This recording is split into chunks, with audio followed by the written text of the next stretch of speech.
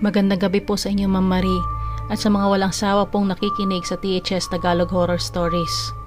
Ang kwentong isi-share ko po sa inyo ay karanasan ng uncle ko nung elementary pa siya. Kwento ito ng uncle ko sa mother side. Tungkol po ito sa tiyanak. Bata pa daw siya at nasa elementary pa lang siya nung nangyari itong kwento. Pagkagaling niya sa school, umaakyat siya ng bundok kasi may bahay sila doon at andon yung mga alaga nilang baboy, manok, pato at kalabaw. Pumupunta siya doon para magdala ng pagkain para sa mga alagang hayop.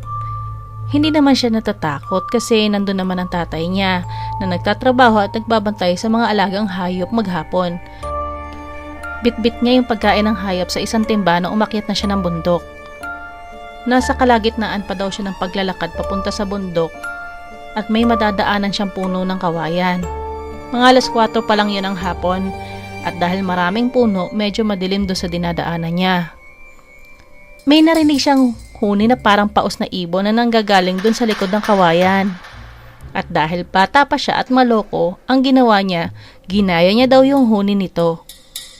Kaya lang ang pinagtataka niya, habang papalayo daw siya sa lugar na maraming kawayan, dapat humihina na ang huni nito. Kaso ang nangyayari parang lumalapit pa daw at parang sumusunod pa daw sa kanya. Doon na siya natakot at hininto na rin niya ang panggagaya sa huni nito. Nung lumingon siya sa kanyang likuran, wala naman daw siyang nakita at nawala din daw ang huni ng sumusunod sa kanya. Pero paglingon niya sa harapan, ganun na lamang ang kanyang takot. Dahil nakita niya ang isang nakakatakot na itsura ng sanggol na may mahabang pusod, malalaki ang mata. Nakalutang daw ito na parang lumilipad.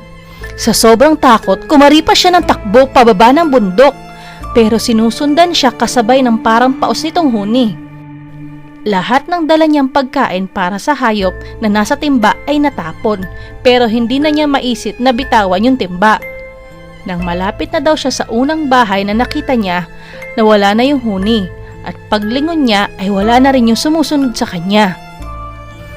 Pagdating niya sa kanilang bahay, naawa daw yung mga kasama niya sa itsura ng uncle ko. Sobrang nanginginig daw siya sa takot at hindi makapagsalita.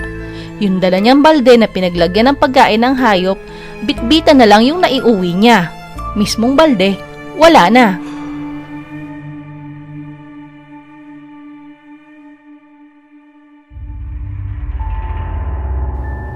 Hindi naman po masyadong nakakatakot yung story na share ko po sa inyo, ma'am. Medyo creepy nga lang. Kwento po ito ng kaibigan ko na itago natin sa pangalang Dylan. Yung family ng father ni Dylan ay nakatira sa Arkansas. Yung uncle ni Dylan ang panganay sa magkakapatid.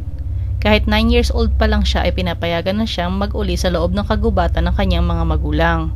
Itago na lang natin siya sa pangalang Ben. Isang araw, naglalakad-lakad si Ben sa kagubatan nung may nakita siyang cottage. Kumatok siya sa door at may bumati sa kanyang dalawang matandang babae. Humingi si Ben ng tubig at binigyan naman siya ng mga ito. Nag-usap lang sila ng ilang oras at sinabihan siya na doon na muna magstay since kumagabi na nga at delikado na rin papauwi. Dahil sanay na yung mga magulang niya na kinabukasan na siya umuwi galing sa gubat, nag-decide siya na doon na magpahinga. Wala namang nangyaring masama sa kanya at nakauwi naman siya ng maayos kinabukasan. Pinupuntahan niya yung dalawang matanda doon sa gitna ng gubat ng mga ilang beses niya at doon na rin siya nagpapalipas ng gabi. Nakakauwi naman siya lagi ng maayos. Isang araw, naisipan ni Ben na isama yung buong family niya dun sa cottage. Nung dumating na sila sa may cottage, ang nakita na lang nila ay isang lumang cottage na mukhang abandoned na ng maraming taon. Hindi sila makapaniwala sa kanilang nakita, lalong-lalo na si Ben. Bukod sa abandonadong cottage, nakakita din sila ng puting pusa na tumakbo papalayo sa kanila.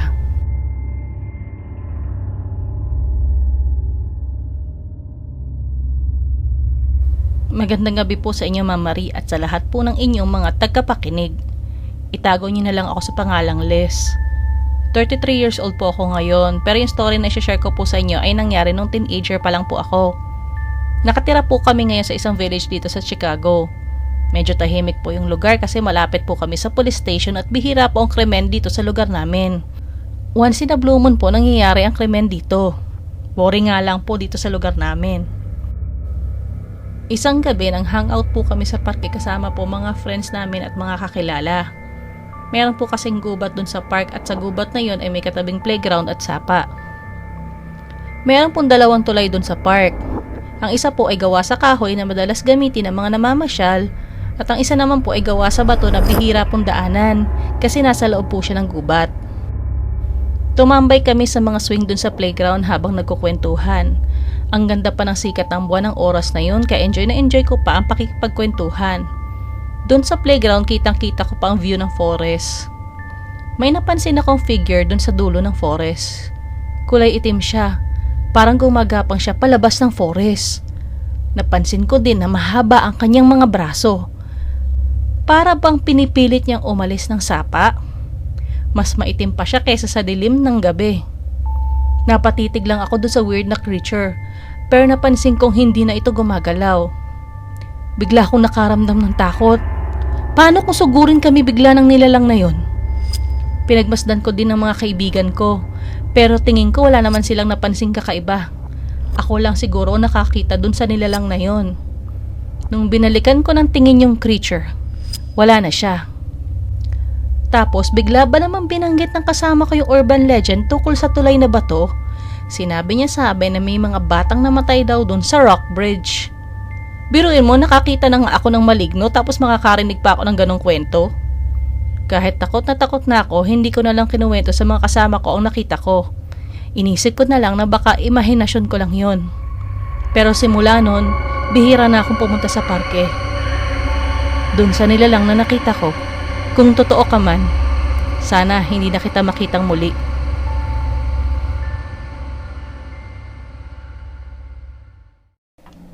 Shoutout po sa mga subscribers at mga nanonood.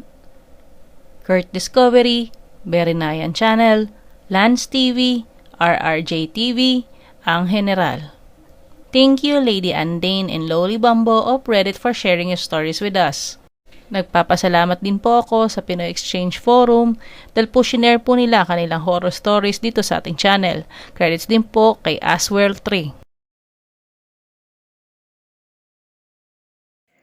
Kung gusto niyo pong magpadala ng mga nakakatakot na stories, either fiction po o kaya naman po ay based po sa totoo niyo pong experience, pwede niyo pong ipadala sa thstagaloghorrorstories@gmail.com. Maraming salamat po sa pakikinig!